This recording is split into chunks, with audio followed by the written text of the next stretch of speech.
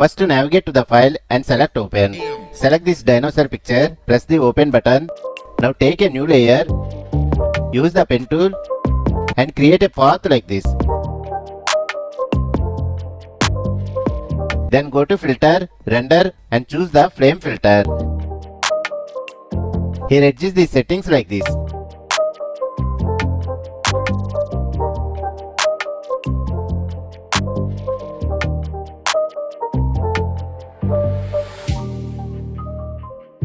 Click OK.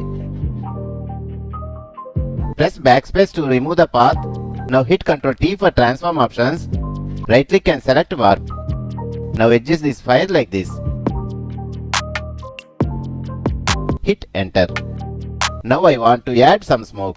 So press Ctrl J to duplicate the layer, hide the top layer, select the bottom layer, go to blend modes and choose luminosity. Press Ctrl T to see the transform options and increase the size of the smoke effect like this. Expose the top layer, select the bottom smoke layer, decrease the opacity like this. Hit enter. Then select the top layer and hit Ctrl J to duplicate the same layer. Hold shift button and select these 3 layers. Press Ctrl G for group. Let's see the final result.